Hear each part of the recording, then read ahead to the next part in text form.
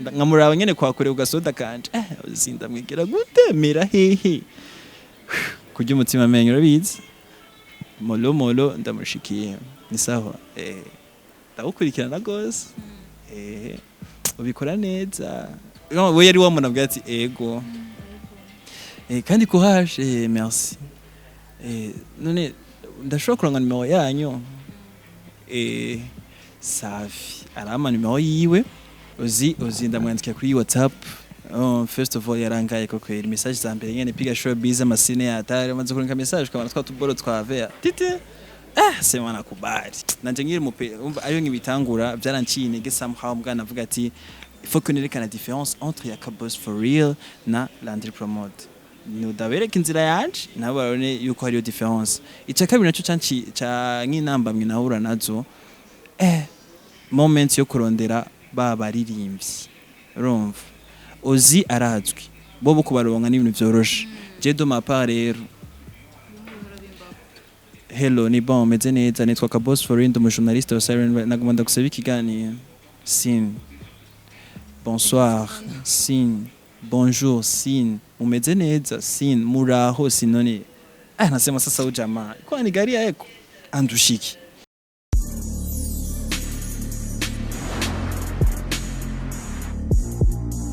Hello bakunzi ba Bujahi TV mwaramutse cyane mwirevanye na moyerereye umwe wese ahaherereye nibaza ko mumeze neza nkuko musanzwe mumenyereye kuri mikoro muri kumwe na mukobwa wanyu Krista Bella behind the camera tukumwe na Juma Jux umunsi rero ndi kumwe n'umwe mu bahungu dusangiye akazi cyangwa dukora bimwe tugira dutere inkuru twiyagire nyene mbega meze gute ubuzima bwiwe mbega aratuganiza byinshi murazi ko ntibiba byoroshe jere narabemere kuza ndabazanira abantu bose genre ubuzima bayeho abanyagihugu bato abastar canke n'abandi bantu bose bafise ico batuganirira kugira tuganire muri mwanya rero reka tumwakire kuri mikro za Bujahi TV ndibaza ko ari ubwa mbere mushaka ko mubonye ngaha ariko musanzwe mumuzi turamwakira atwibwira abakunzi ba Bude akaboro karankura yo sana gishko wallahi gasubiremo kato abakunzi ba Bude ni Bude abakunzi ba Bude mwamubonye yitwa Kabosi Kabosi for real ndi kumwe na La Lion abagazi ntago bakazi Yese kandamutse abakunzi ba Bujahi TV abakunzi ba Silent Vibes TV abakunzi ba Kabosi for real abakunzi ba entertainment muri rusange abakunzi ba media online ndababwira ati big shout out to you turabakunda cyane no munsi nawe iteka byo kuba nicaranye nande n'umwe mu bakobwa bikora neza muri industry yacu mu journaliste bikora neza ndamukurikirana cyane akora muri Bujahi TV yeah ameze neza na man Kabosi jenda kuzi ndibaze ko nabandi beshe bakuzi turadukurikirana ibiganiro bya jengerageje kumuvugaho gato ikintu ushaka kwa muziho numwe mu bapeti ngahanye bagize industry Burundi muri journalism man ukubita avuga icyongereza niba jano yagize man icyongereza uvuga gikuye ndibaze yuko ni question yo kwidocumenta ni question yo kugerageza kuba je peux reka mvuge ati to be better kuba better kandi journalism yajanye n'indimi sivyo journalism yajanye n'indimi si kuvuga yuko navuke hanzwe mugabo la plupart des temps ndi documenta ngasoma ibitabo nkagira iki kugira ndabe yuko I can be more than better yeah mwe muvise rero ni Kabosi from Silent Vibes turi kuri muri kano kanya mbega Kabosi ku bantu ushaka kuba kubonye ubwa mbere kuri mikro za Bujahi TV je nkuzi kuri Kabosi mbega amazina siko n'abavyeyi nayahe bon jewe nitwa Shabir Cubahiro Shabir bisigura ishurwe giza ni carabu hama nkaba mvuka muri famille y'abantu batanu nkaba ndumuhereretse nkaba ndi bucura hama nkaba ndumukina na last born wewe sada hama nkaba ndumuhererezi nkaba niga université kaminuza ego ikindi novuga nkaba ndi journaliste kuri Silent Vibes TV nkaba nkora utwanje Kabosi delivery livraison nkaba nkora n'utwanje twitwa Kabosi shirt kudandaza amashati afite ama marque ya bien yego ishati Kabosi yambaye ifite marque ya iyi bayita Sakour Brothers yeah muri rusange nivyo nkora niyo nashobora yuko ari ego kazi kamisi yose nivyo. Tubwire Kabosi amashati uvuze ngo dandaza amashati ngafise amagrife ngatandukanye grife dandaza ziri kwa Kabosi nizi Bashobora gusanga Osako Brothers, bashobora gusanga Tommy, bashobora gusanga Ralph Roland, bashobora gusanga Polo Jeans, bashobora gusanga nawo Fashionable, byose zirahari. We must look classy, we must shine town. wow ibyo bintu umuntu bikeneye bisanga ibisanga kuri Galerie du Boulevard, ukaca winjira Galerie du Boulevard ukaduga escalier jusqu'au fond F6. Non, D6, sorry, D6 ubajet Kabosi shirt tumbere he. Barakwereka wowe nyene uravye look yaho urazavuga ati c'est sûr certain kwa Kabosi shirt. Mwumvise hamba bakeneye kwambara neza maje nkunda Polo man ndozo gushorera nimbuta zimba Anifi yawe ni gare. Le 28 août Ndayikwemere live gifts ivuye Kabosi shirts. Mana umvase Kabosi je nzokwishuza bari ngo surprise ngibiki nzokwishuza ntakudai Uzonyibutse gusa. Iyo ni gift Juma Jokes wavyumvise Anifi weje ndamuhaye gift ya Polo ishati. Ushaka ni shape ya Polo? Gusa ndemera ndagusabye. Tout excellent ishati ni bon. C'est tout. Kabosi mwamwumvise n'umuhungu murabyumva ko ni bimwe namamvuga byo kwiteza imbere umfite ntari muri Silent Vibes gusa urumva ko afite ibindi bikorwa akora ashaka kwiteza imbere akigura karato akigiriki nibyo namamvuga kugwaruka ko tuba dukeneye kwihangira imirimo canke kugira utuntu runaka dukora kugira tutwinjirize mbega tugiye kuganira kuri carrière y'ubuzima bwiwe canke y'akazi akora Kabosi watubwiye ko uri umwana w'umuhungu bukamwana batanu urumherereze mbega akazi k'itangazamakuru canke umwuga w'itangazamakuru winjemo ryari byarimeze gute n'iryari wiyumvisemo ko ushobora gukora canke ushoboye kuba wakora kano kazi razi ko bitoroshe Ego nivyoroshe by the way reka ndabwiye yuko muri Jean zo kwiza umwaka umwe nkora ikazi kajanye na journalisme muri Silent Vibes TV bon ukuntu nabitanguye je kuva avant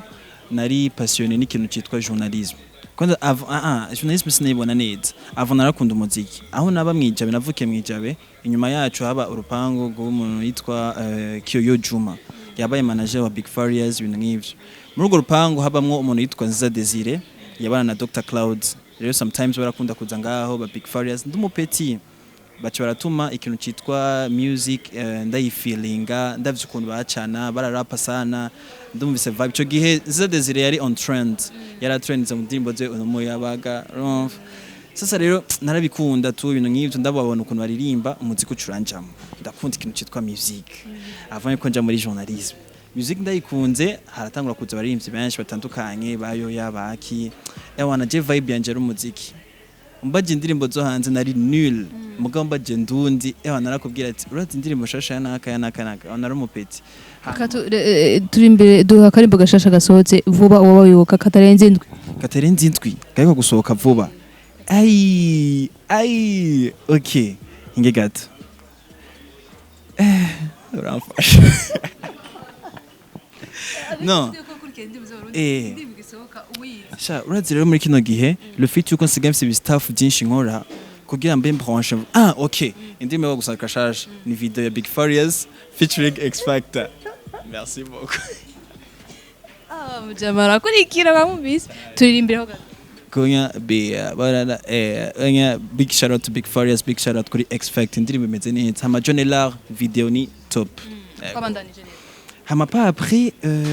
jewe naciye nangura kuzandagira ndi nkurikirana abantu bitwa ba uyu mu CEO wa Kezanet yakora kuri CCBF en plus hamwe n'undi muntu yitwa Martin Kelly yakora kuri Bonesha FM ico gihe narakunda kumva ijwi umuntu yitwa Misho Miracle rumva ndatangura gufeelinga bagi abantu bari bafite igifaransa ciza cyane akuvuza igifaransa uravuga ati wow rumva nanje ndavuga ati I can fit there hari kiganiro cyitwa Akiwacu cyaba kuri Bonesha FM ndibuka ico gihe naraguze telefone ya Tempo yagugwa 9990 9900 habura gato credit mico nibuka coco agafone ndifunga hasi hejuru ndakaguze target yanje sinashaka gutelefona sinashaka kwandika message sinashaka giriki sinashaka no gushama carte SIM nashaka radio iyo radio rero nayi telefone bwasa nave kuntu bwa Tempo ico gihe rero je target yanje ari kumviriza gusa radio kandi apana kumviriza umwanya wose midi numvirize kuri CCB FM+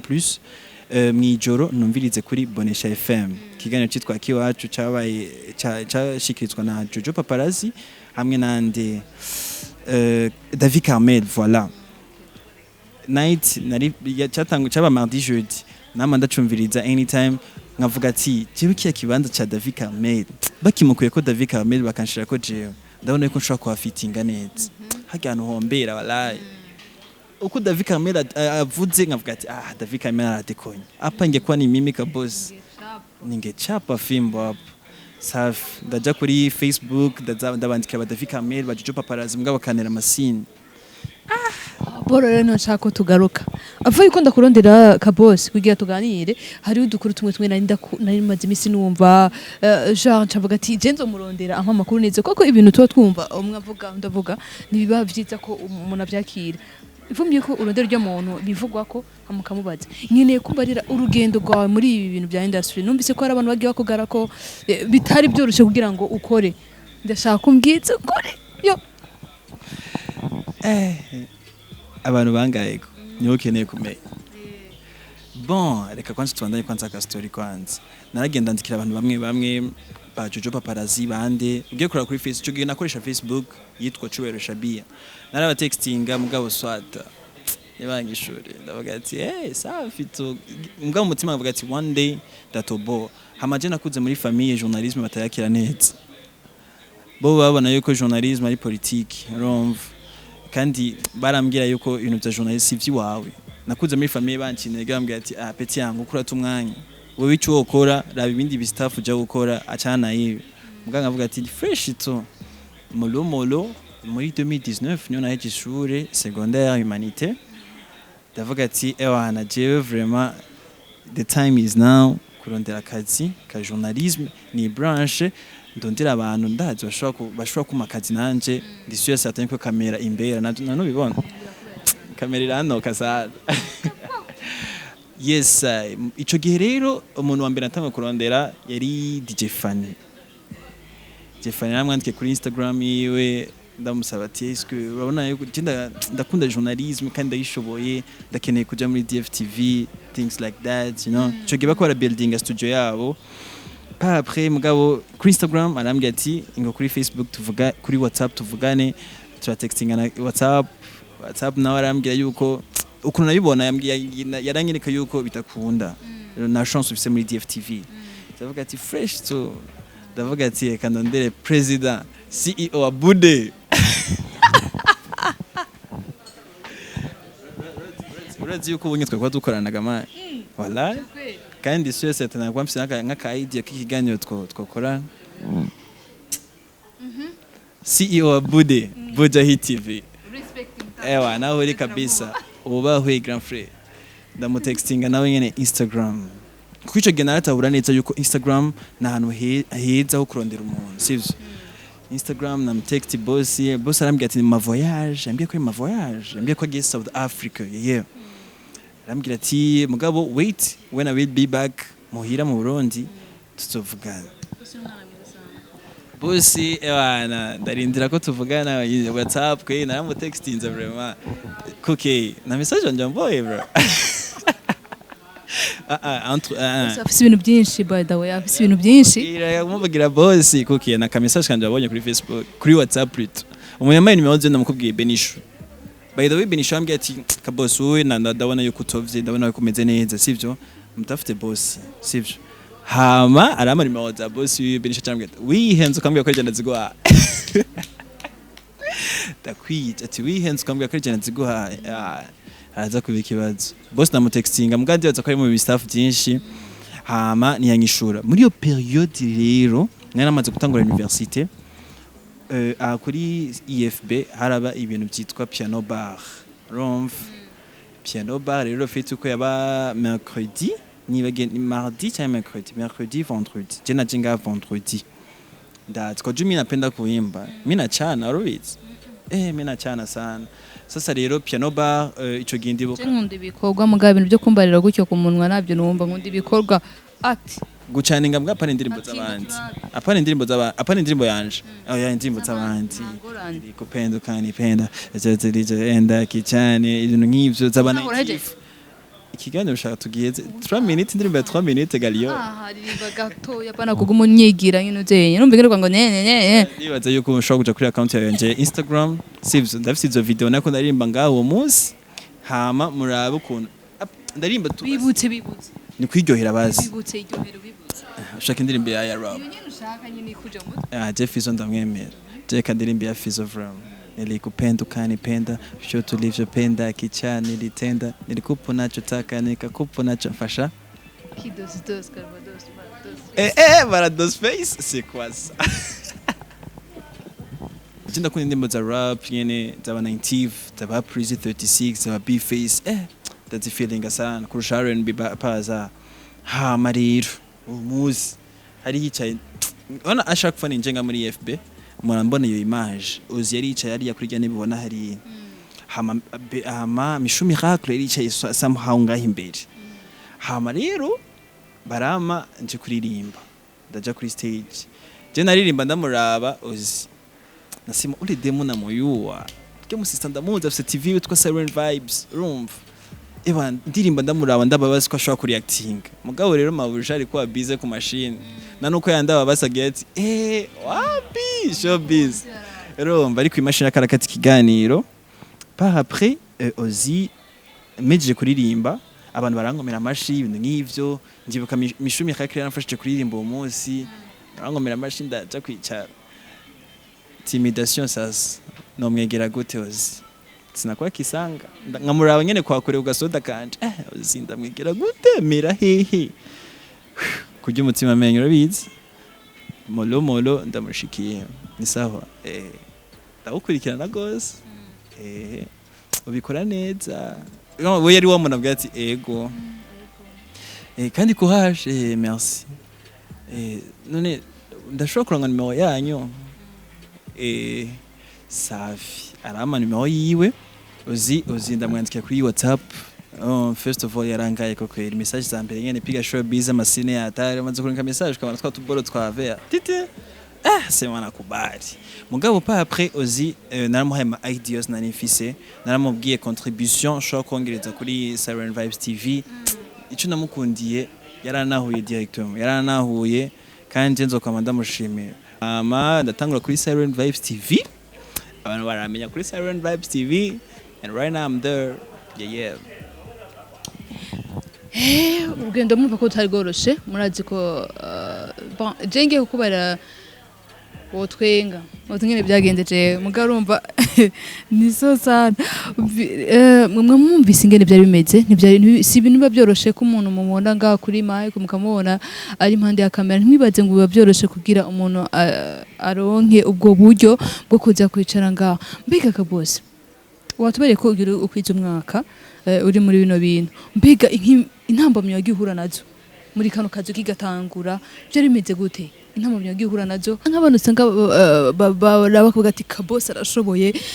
canke Krista ndifuza gukora nkawe genre nanje akajya kazi ndagakunda nize intambamyo yagihura nazo kugira genre babashe kubona ati bajya nuko bace muri ibi hari ibyo bagezeho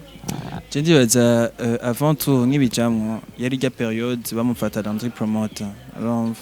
rya periode bamufata Landry promoter muhiri wanje kuko je muhiri wanje mugati muhiri wanje sorry muhiri wacu nabantu bitwarika sana ibintu bijanye na social medias nabantu bitwarika sana ibintu bijama media en général urumva ma TV online ibintu nk'ivyo kiyagera ko vya trendinze kuri RTN baravyerekana hehe kiyagera rero muhira barambwira ati na ukeneye kumera nk'uyu ukeneye ko bizoba nk'uyu nyarande promoter bagufate hama tuzanira ingorane wacu tugira indambwe ati jina byarancinege majamo maki naracikinege muri rya periode yarande promoter funds kuko amajamo menshi barayambwira muhira inama reunion Kabosi charanga tonto tantine oncle ibiki bose bari ngaho umbereza none wewe ushaka kumerenga naka ubuziki ngaho muhira bagwayangana gute hajyaye rerererere bitu yayivumva nanje ngire mupe umva ayo ngibitangura byaranciye somehow mwana avuga ati il faut que nerekana différence entre ya Kabosi for real na Landry promote nudabereka inzira yanje nabarone yuko hariyo différence ica kabiri naco canci ca nk'inamba mwe nahura nazo moment yo kurondera baba ririmbyi urumva Hosy arazwi bo kubaronka n'ibintu vyoroshe je de ma part rero hello ni bon meze neza nitwa Kabosi Silent umujournaliste wa Siren nagomba gusaba ikiganiro sin bonsoir sin bonjour sin umeze neza sin muraho sinoni nasema sasa ujamaa kwa ni gari yako andushiki mugabo zose ngavuga ati ni ya moyen yo kugerageza kwiyubaka nawe ndazi ukore produit nziza hama abantu bamaze kuyibona bizokorera ko bakurondera nabone urumva nico ni cya kabiri hama icya gatatu novuga yuko ari nk'inamba minahuye nazo trash bon urazi yuko tutabishanye tugitangura kano kazi iba ari nka sorte ya stage yeah umva ni sorte ya stage nabo batakubwira ko ari stage ni sorte ya stage hari amezi ya mbere bataguhemba muri amezi ya mbere foko wikubita hasi hejuru foko urondera amayera ya déplacement mbega nimba atari ibanga Kabosi amezi yamaze muri Silent Vibes ari muri stage nayahe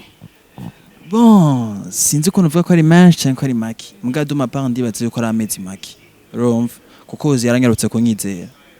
nivyamufasha igihe kinini avuga ati oh petit faut que ndangura kutonda mu note aya byaranyarutse sana tic tac biri muri compte oya sinshaka kuvuga muri compte chamvuga ndavugira nga cipo upra bitse rero mbwira mu gutwi ta flash aliyo so tuvyigumitsemo mujamara kubisafu umwaka wose next question please ndabivuga cyane no ndibaza ko durée n'ibikenewe bon rega nibisanzwe nanje ari amezi namaze muri budget ndi muri stage kandi I'm so proud ikize nuko akazi wahavuye karonka bon reka mvuge basi plus de 3 mois ni bondi what kwanza ndiko ndabikiriki umviriza ni plus de 3 mois c'est tout Juma ujamari marizaga amezi misaba Moustache. Merci beaucoup. Kwibaragoze. Okay. Bakunzi ba bude muratwihangana twe tuguma twitwengera murazi ko ubuzima wabugoye nyene tuba tugomba kuryoherwa mbega kwa kutubarira nyene iyi ntambamyo y'ihura nazo ni iyo ni yanyu tibaza ko ari izo en gros nizo izonye kandi kini kintu naco urumva nariga university kandi ndiga university sasa rero gufata umwanya wa uni ufata umwanya wa Siren Vibes TV ufata umwanya wa Kabosi Delivery ndagira ama livraison birangora urumva kugira matching ya mwanya yose it's somehow difficult kuri birangora kubona naho nikawusha niyo mpamvu navyibuha fisi ibintu byinshi je nditahura sometimes urazi ndabwira uravye ukuntu ngya uravye ukuntu je mfungura from ukaraba nakabiri kanje ufungura cyane fungura sana vya Antoine na Antoinette bakunzi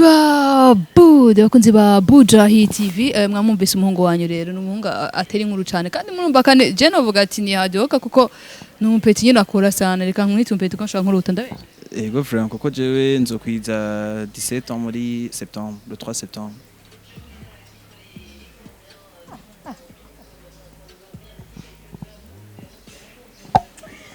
ikiganiro barandageza ngo nzokwiza 17 ans le 3 septembre nzokwiza 17 watanguye primaire ngana gute bon twese turi mu bintu bijyanye n'imyaka bya primaire bigiyemo gute 17 ans ukaba uri muri university ego mwakanga ngeze mu mbangiye mu kabiri urakoze cyane abazi bwenge barumva imyaka ufise bakunzi ba Buja TV mwamubisa mungu wanyu n'umuhungu ateri inkuru cyane hama Kabosi je natumye umutumire ndamubaza kuvyerekeye ubuzima bwe runaka hama nanje rero tuntu tumwe ngenda mubaza ku ruhande kugira ikiganiro kigire kiryohe nyene Kabosi no tubaza tubiri canke no kuganira mu buryo bubiri nashaka ndakubaze mbega wewe ukurikirane Buja TV cyane kandi apana bisanzwe reka ndabwira ikintu rero je nimba ari ikintu gituma niyubaka neza ni mugemba ndiko ndakurikira ama TV online ari ngaha mu Burundi aratuma mvuga ati reka nkore gucanye mbe different ya naka yeah TV online zo mu Burundi ndazikurikirana sana nimba ukurikira TV online ukaba ukurikirana Bujahi TV ndasabye umbwire abajournaliste batanu batanguriye muri Bujahi TV. Abajournaliste batanu batanguriye muri Bujahi kwanza Ozira koze yarakoze muri Bujahi, Mishu Miracle yakoze Bujahi, Benishu Bujahi, Isaac Bujahi, harundi musista umugore wa Breezy Davina Bujahi arahakora. Reka mvuga abandi bose Lione Bujahi ngeze kuri seti, hama uyu musista undi Nancy Bujahi Jensi seti. Wow, cenge cura gitoye hama sindaheza. Ikindi kibazo nagenda kubaze, wambwiye kukurikira indirimbo z'abarundi, so ngira ndirimba akaririmbo sinzi kuririmba ndagerageza hama ucuguca umbwira indirimbo ni ya kandi ucubandanya twagiye muga sinzi kuririmba guys muranyihanganira. Hari iwacu iyo nakuriye habaye umwana yari ntore umugirisu adasiba misa uwo mwana ni katihabwa yitwa Tirogi. Yaririmbye umuntu yitwa go canke rero umuntu yitwa iyo ndirimbo nyakera urumva muga Masterland si Masterland yisubiyemo umuntu yaririmbye nawe nibuka eraba mindi challenge indirimbo zo muri iki gihe sinebwavuka ico gihe mbira indirimbo wayisubiyemo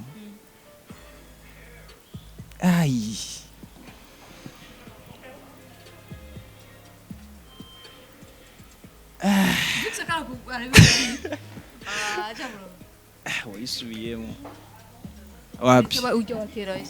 wapi from sinibuka fresh tuje mu ndirimbo zo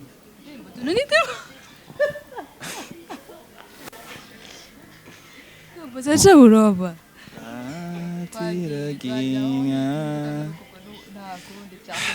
swata kabisa. Kabosi Ngozi intara Ngozi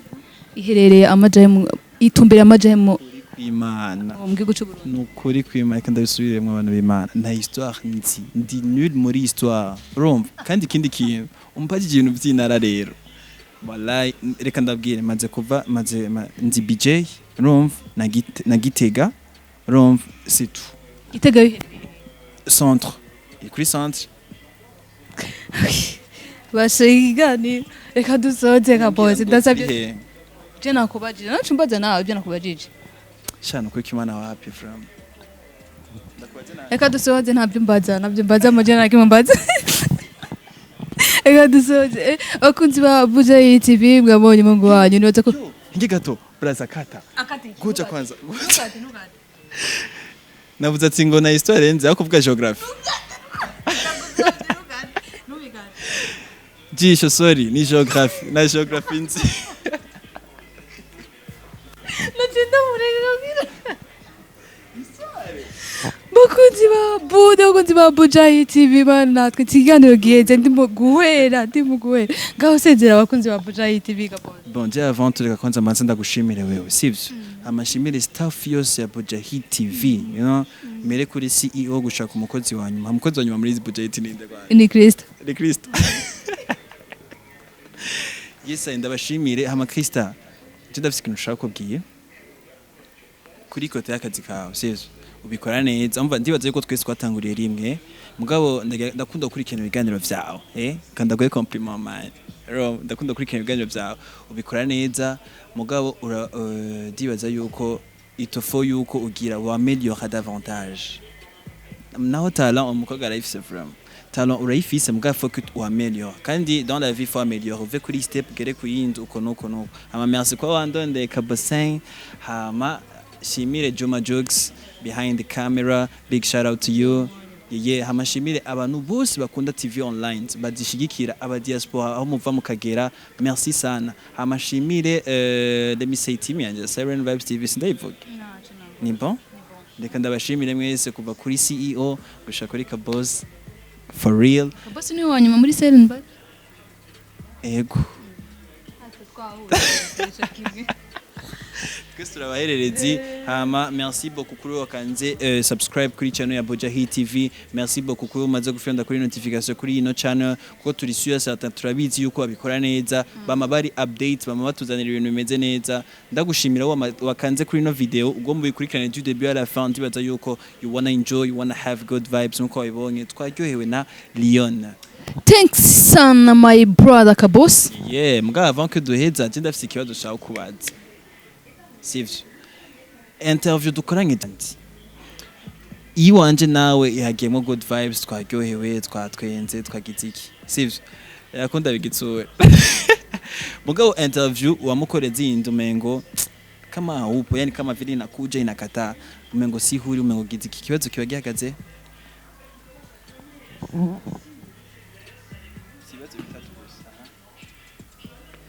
Bon. Bivana n'ukuntu umuntu yabyutse. Okay, iwanje wabyutse neza. Tapla. Ikibazo cya kabiri reka mfate mic. Ikibazo cya kabiri, je ndakeneye kumenya kubera iki wise Leon. La raison pour laquelle wavuze ati izina rya Leon rirankwiriye. Bon, Leon nibaza ko urabona Leon urabona intare kuno nyina ari iragwana kandi nico kikoko nibaza ko gishaka kuba gikaze rero Leon nayikuye ngaho nyene mbako ushobora go guka. Okay, ucuvuga ati kanite Leon. Kibazo ca gatatu ndakwaza bine hasigaye kimwe canyo. Ica gatatu ndakeneye kumenya avant kuja muri kano kazi wari ufite target ya wifuza gushika he ninde role model wawe? Avaye ko nza mu kazi ndagowe man.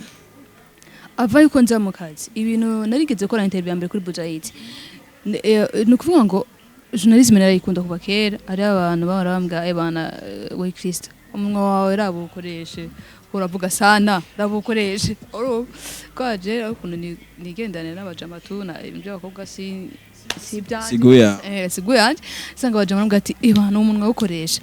sasa rero man big up sana brother yago for real ya mu grand frère kweri niwe muntu ndeba nk'icitegerezo kuri jewe niyo muntu nyene ndaba nka emission ziye nkavuga ati kabisa nico kintu niwe muntu avuga nka kari role model wanje ego. Ikibazo ca nyuma ndakeneye mbwire aba journaliste bambaje kuri Buja Hit ngakeneye mbwire aba journaliste baciye kuri Silent Vibes TV ni bangahe bavuga kuji planter. Bon, hariho Kabosi Hosy hariho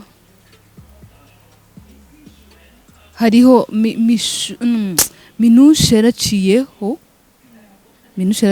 kuri Silent Vibes nabo nzi hasigaye mu besto wa wanje mwiganye twiganye misho Mishirache kuri Silent cyane gose. Oya ntabyo narinze mishure ndagutera inkuru ujya mu kogo izina ry'Imana mwijoro ahubwo je nakubwiye ngo uri hadioka none ujya ararenze nukuri ko Imana yarenze sana nta nibyo narinze. Hama ikibazo ca nyuma je ngo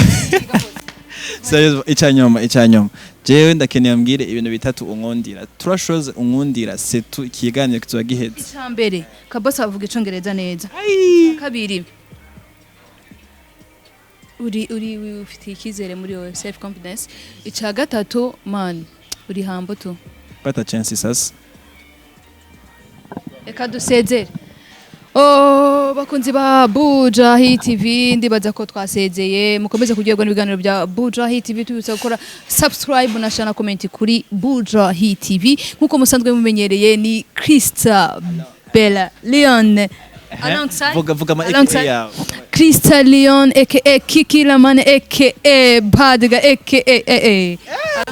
alongside Kabosi for real all the way from SV, the CEO of Kabosi Shirt, CEO of Kabosi Delivery, Kamadawa. You can call me Kabosi. Peace out. Kabosi.